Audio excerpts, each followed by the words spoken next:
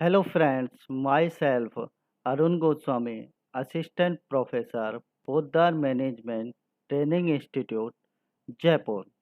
देखिए दोस्तों, पिछले वीडियो में हम जॉन डी बीजी और उनके शैक्षिक विचार एवं पाठ्यक्रम के बारे में पढ़ चुके हैं। आज का अपना विषय है जॉन डीबी और शिक्षण विधियाँ। जॉन डी बीजी एक बहुत ही अच्छे शैक्षिक विचारक हैं। इनका सराहनीय पूरे विश्व में है। शिक्षा के क्षेत्र में इन्होंने बहुत अच्छे व सराहनीय कार्य किए हैं। इनके अनुसार हमारे शिक्षा में किन किन विधियों के द्वारा अच्छे बालक का विकास किया जा सकता है, हमारे शिक्षण में किन विधियों को अपनाना चाहिए जिससे एक अच्छे से अच्छे नागरिक का निर्माण हो सके जो राष्ट्र की उन्नति में सहायक हो। जॉन डीबीजी और उनकी शिक्षण विधि के सिद्धांत। जॉन डीबीजी एक प्रयोगवादी शिक्षा दार्शनिक हैं और वह शिक्षण की परंपरागत विधियों के विरोधी हैं। अपनी शिक्षण विधि में जॉन डीबीजी ने निम्नलिखित सिद्धांतों पर बल दिया है। देखिए दोस्तों, जॉन डीबीजी एक प्रयोगवादी शिक्षा दार्शनिक है। इन्होंने शिक्षण विधियों के लिए कुछ सिद्धांत बताए हैं कि इन सिद्धांतों को सम्मिलित करके हमारी शिक्षण विधि का निर्माण करना चाहिए जिससे अच्छे बालक का निर्माण हो सके, चरित्रवान बालक का निर्माण हो सके। फर्स्ट, करके सीखने का सिद्धांत। जॉन डीवीजी का विचार है कि छात्र जो करके सीखते हैं उसकी छाप उनके हृदय पर पड़ती है और उनका विकास स्वयं हो जाता है। देखिए दोस्तों, जॉन डीवीजी ने अपने शैक्षिक उद्देश्यों एवं पाठ्यक्रम में भी बताया कि बच्चा सबसे ज़्यादा करके सीखता है और जो करके सीखता है वो प्रत्यक्ष होता है, लंबे समय तक स्थायी होता है और जल्दी ही उसे अप ज्ञान की प्राप्ति होती है। और जब बच्चा करके सीखता है तो उसका विकास स्वयं हो जाता है। सेकंड, स्व अनुभव द्वारा सीखना। जॉन डीबीजी व्याख्या पद्धति को मान्यता प्रदान नहीं करते हैं बल्कि स्व अनुभव सीखने पर बल देते हैं। जॉन डीबीजी व्याख्यान पद्धति के विरोधी हैं। ये उसका समर्थन नहीं करते हैं। ये कहते हैं कि व्याख्यान पद्धति बालकों को अच्छी नहीं है, वो बोरिंग करती है। बालकों को करके सीखना चाहिए। करके जब बालक सीखता है तो उससे उसे अनुभव प्राप्त होता है और उन अनुभव के आधार पर अगली क्रियाएं करता है और वो अच्छे से अच्छा करने पर बल देता है। थर्ड, रुचि का सिद्धांत। देखिए दोस्तों, इन्होंने अपने शैक्षिक विचारों में भी बताया था और पाठ्यक्रम में भी बताया था कि बच्चे को अपना विषय चयन के लिए पूर्ण रूप से स्वतंत्र होना चाहिए। जिस कार्य में बालक की रुचि है, बालक को उसी प्रकार की शिक्षा प्रदान करनी चाहिए जिससे वो बालक उस कार्य को अच्छे से अच्छा कर सके। रुचि का सिद्धांत। जॉन डीबीजी का विचार है कि अध्यापक को बालकों को इस प्रकार की शिक्षा प्रदान करनी चाहिए जो उनकी रुचि के अनुकूल हो। उसने अत्यंत स्पष्ट शब्दों में लिखा है, रुचि का श्रेष्ठ सिद्धांत प्रस्तावित कार्य तथा आत्मदा के सिद्धांत की मान्यता है या यह है कि प्रस्तावित कार्य की दिशा आत्मा अभिव्यक्ति की पूर्ति की ओर है। देखिए दोस्तों, उन्होंने कहा है कि बच्चे को उसी प्रकार की शिक्षा देनी चाहिए जिस प्रकार की उसकी रुचि है और रुचि की श्रेष्ठता का सिद्धांत प्रस्तावित कार्य तथा आत्मा के सिद्धांत की मान्यता है। उसे बच्चा अच्छे से अच्छा स्वीकार करेगा जो उसकी आत्माओं का अधिक से अधिक विकास करेंगे। प्रस्तावित कार्य की दिशा वह आत्मा के अभिव्यक्ति की पूर्ति की ओर है। देखिए दोस्तों, बच्चा जिस विषय में रुचि लेगा उसके अंदर की अंतर्निहित शक्तियां हैं।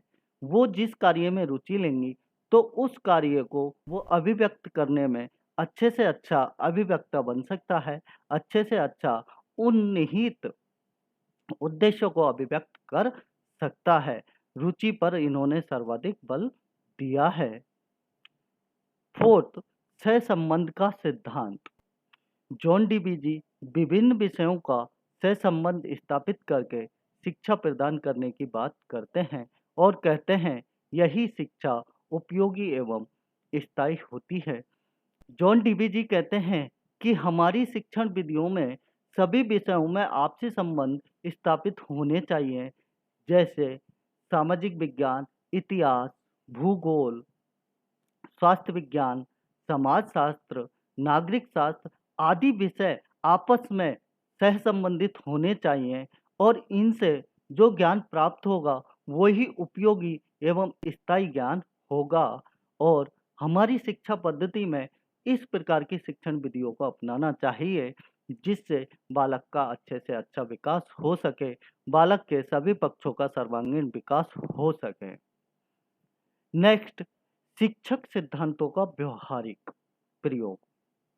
देखिए दोस्तों, जॉन डीबीजी ने कहा है कि जो शिक्षक सिद्धांत है उनका व्यवहार में प्रयोग अधिक से अधिक करना चाहिए जिससे बालक व्यवहारिक बन सके, सामाजिक बन सके।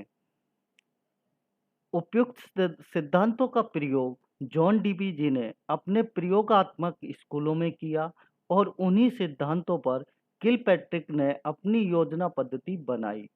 यह पद्धति जॉन डीबी के निम्नलिखित 5 पदों पर आधारित है। देखिए दोस्तों, जॉन डीबीजी ने प्रयोगात्मक स्कूल खोले और उन स्कूलों में बच्चों के ऊपर प्रयोग किए और उन्होंने कुछ 5 शिक्षण पद्धति के 5 पद बताएं जिन पर किलपैट्रिक ने अपनी योजना पद्धति उन 5 पदों पर आधारित होकर बनाई कि हमारी योजना पद्धति कैसी होनी चाहिए। फर्स्ट, क्रिया। सबसे पहले विद्यार्थी के सम्मुख यथार्थ परिस्थिति उत्पन्न करनी चाहिए जिससे वह अपनी रुचि के अनुसार कार्य कर सके। बच्चा रुचि के अनुसार कार्य करेगा तो उसको अच्छे से अच्छा ज्ञान मिलेगा, अच्छी से अच्छी शिक्षा मिलेगी, अच्छे से अच्छा अनुभव प्राप्त होगा। सेकंड, समस्या। इसके बाद उसके सामने समस्या रखी जानी चाहिए जिसका समाधान वह स्वयं कर सके। थर्ड, सूचना। इसके बाद छात्रों द्वारा सूचनाएं स्वनिरीक्षण के आधार पर एकत्र करानी चाहिए। जो अपना पाठ्यक्रम है उनमें स्वनिरीक्षण करके छात्र सूचनाओं को एकत्रित करना सीख सकें। फोर्थ, योजना। इसके बाद समाधान के लिए जो अनुमान किए हैं उनके मूल्यों एवं प्रयोगों के संबंध में विचार किया जाना चाहिए कि हमारे मूल्य क्या हैं, हमारे आदर्श क्या हैं, उनके बारे में एक योजना बनानी चाहिए और उस योजना पर आधारित होकर हमारी शिक्षण विधियों का निर्माण करना चाहिए। फिफ्थ, परीक्षण एवं प्रयोग। अंत में विद्यार्थियों को परीक्षा के समाधान हेतु प्रयोग करना चाहिए। उनकी प्रामाणिकता संतुष्टि पर आधारित होनी चाहिए। जो हमारी योजना है उसका परीक्षण करना चाहिए कि हमारी योजना में विश्वसनीयता तथा वैधता कितनी है। दोस्तों, ये जॉन डीबीजी ने अपनी शिक्षण विधि के 5 पद बताएं और किलपैट्रिक जी ने योजना विधि इन पदों पर आधारित होकर तैयार की। नेक्स्ट देखते हैं जॉन डीबी और अनुशासन। देखिए दोस्तों, ये अनुशासन के प्रबल समर्थक हैं। इन्होंने कहा कि बच्चों पर अनुशासन नहीं थोपा जाना चाहिए। अनुशासन आत्माओं की अभिव्यक्ति है। बच्चा अनुशासन स्वयं सीख सकता है। जॉन डीबीजी ने अनुशासन के संबंध में अपने विचार व्यक्त किए हैं। उनके अनुशासन संबंधी 2 दृष्टिकोण हैं जो इस प्रकार हैं। फर्स्ट, सामाजिक अनुशासन पर बल। देखिए दोस्तों, जॉन डीबीजी ने सर्वाधिक सामाजिक अनुशासन पर बल दिया है कि हमारी शिक्षा के उद्देश्य सामाजिक आदर्शों व मूल्यों के निर्माण करने वाले होना चाहिए। हमारा पाठ्यक्रम ऐसा होना चाहिए जो बच्चों की सामाजिक समस्याओं के समाधान में सहायक हो सके और बच्चे का सामाजिक विकास अच्छे से अच्छा कर सके। इन्होंने अनुशासन में भी सामाजिक अनुशासन पर सर्वाधिक बल दिया है। जॉन डीवीजी अनुशासन के सामाजिक पक्ष पर विशेष बल देते हैं और प्रचलित अनुशासन संबंधी विचारों को इसलिए दोषपूर्ण बतलाते हैं कि उनमें सामाजिक पक्ष की पूरी तरह से अवहेलना की जाती है। जॉन डीवीजी ने सामाजिक जीवन के आधार पर बालकों में सामाजिक अनुशासन स्थापित करना चाहा। उसने कहा कि अनुशासन सहकारी तथा सहयोगी कार्यों के आधार पर स्थापित किया जाना चाहिए। देखिए दोस्तों, सामाजिक पक्ष के प्रबल समर्थक हैं जॉन डीवीजी। ये कहते हैं कि बालक में सर्वाधिक सामाजिक अनुशासन का विकास करना चाहिए और सामाजिक अनुशासन सहकारी तथा सहयोग कार्यों के आधार पर स्थापित किया जा सकता है। एक बच्चा समाज में रहता है, प्रत्येक मनुष्य सामाजिक प्राणी है, तो हमारी शिक्षण पद्धति ऐसी होनी चाहिए जिससे बालक समाज के आदर्शों एवं मूल्यों के साथ अपना सामंजस्य स्थापित कर सके, समायोजन स्थापित कर सके और अपने सामाजिक गुणों का अधिक से अधिक विकास कर सके। नेक्स्ट, स्वीकारात्मक अनुशासन की स्थापना। देखिए दोस्तों, जॉन डीवीजी ने अपने शैक्षिक उद्देश्यों में भी कहा कि अनुशासन बच्चे पर बाहर से नहीं थोपना चाहिए। शारीरिक दंड कोई अनुशासन स्थापित नहीं करवाता है। अनुशासन जो बच्चा स्वयं स्वीकार करेगा, उससे अनुशासन जल्दी से जल्दी स्थापित होगा और बच्चा आत्मा अनुभूति करके अनुशासन स्थापित कर सकता है, स्वयं अनुशासन पर आधारित हो सकता है। स्वीकारात्मक अनुशासन की स्थापना। जॉन डीवीजी उस अनुशासन का विरोधी हैं। वे कहते हैं कि यदि छात्रों को शारीरिक दंड दिया जाता है तो उससे अनुशासन कभी भी स्थापित नहीं हो सकता।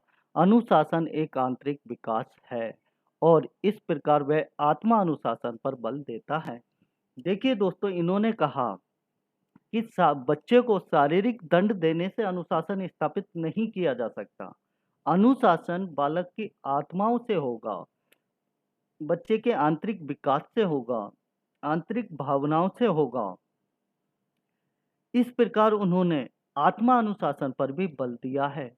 जॉन डीवीजी के अनुसार यदि शिक्षा बालक की रुचियों और आवश्यकताओं को ध्यान में रखकर दी जाती है तो अनुशासन की समस्या ही नहीं होगी।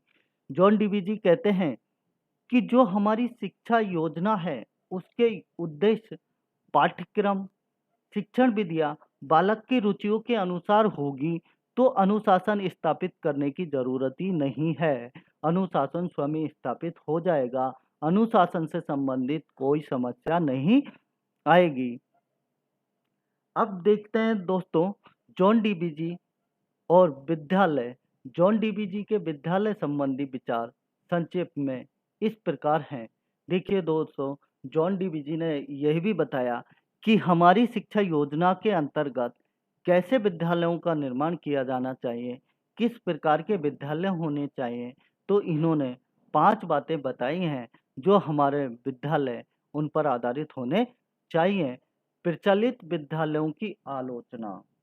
देखिए दोस्तों, जॉन डीवीजी ने जो प्रचलित विद्यालय हैं उनकी सर्वाधिक आलोचना की है और कहा है कि यह पुस्तकीय ज्ञान पर अत्यधिक बल देते हैं, करके सीखने पर ध्यान नहीं देते हैं। जबकि जॉन डीवीजी के अनुसार करके सीखने पर सर्वाधिक बल दिया जाना चाहिए। सेकंड, विद्यालय विशिष्ट वातावरण के रूप में। देखिए दोस्तों, जॉन डीवीजी के अनुसार विद्यालयों में विशिष्ट वातावरण का निर्माण किया जाना चाहिए। विद्यालय अपनी 4 दीवारी के बाहर वृहत समाज की प्रतिछाया होती है जिससे जीवन को व्यतीत करना सिखाया जाता है, परंतु यह एक शुद्ध, सरलीकृत एवं उत्तम रूप से संतुलित समाज होगा। विद्यालय का अच्छा वातावरण होगा, शांत वातावरण होगा, तो बच्चा जल्दी से जल्दी करके सीख पाएगा। थर्ड, विद्यालय सामाजिक संस्था के रूप में। जॉन डीवीजी ने विद्यालय को एक सामाजिक व सार्वजनिक संस्था के रूप में स्वीकार किया है। वे कहते हैं कि विद्यालय एक सामाजिक संस्था है। शिक्षा की एक सामाजिक संस्था होने के नाते विद्यालय वह स्थान है जो सामुदायिक जीवन का निर्माण करती है तथा बालक को समाज व अपने मध्य सामंजस्य सिखाती है कि समाज के आदर्शों एवं मूल्यों के साथ सामंजस्य कैसा किया जाता है और विद्यालय एक सामाजिक संस्था के रूप में होने चाहिए। फोर्थ, विद्यालय सामाजिक प्रयोगों की प्रयोगशाला के रूप में। जॉन डीवीजी विद्यालय को एक सामाजिक प्रयोगशाला के रूप में मानते हैं। लिखते हैं, विद्यालय को सामाजिक अनुभवों की प्रयोगशाला होना चाहिए जिससे बालक एक दूसरे के साथ रहकर जीवन यापन के सर्वोत्तम ढंगों को सीख सकें। विद्यालय में सभी बालक पढ़ने शिक्षा ग्रहण करने आते हैं। सभी बालक आपस में सामंजस्य करना सीख सकें। ऐसा हमारे विद्यालय के उद्देश्य होने चाहिए। ऐसा हमारी विद्यालय की कार्यप्रणाली होनी चाहिए और ऐसे बच्चों का हमारा विद्यालय अधिक से अधिक निर्माण करने वाला होना चाहिए। फिफ्थ, आदर्श विद्यालय की स्थापना। देखिए दोस्तों, जॉन डीवीजी कहते हैं कि आदर्श विद्यालय एक आदर्श समाज का प्रतिनिधि होता है। उसे समाज में हुए परिवर्तनों के साथ साथ परिवर्तन किया जाना चाहिए। विद्यार्थियों के सम्मुख सामाजिक क्रियाएं शुद्ध, सरल एवं संतुलित रूप में प्रस्तुत की जानी चाहिए जिससे अच्छे से अच्छे बालक का निर्माण कर सकें। एक अच्छे से अच्छे बालक तथा चरित्रवान विज्ञानवान एक नागरिक का निर्माण हो सके। ऐसे हमारे विद्यालय होने चाहिए। थैंक यू दोस्तों।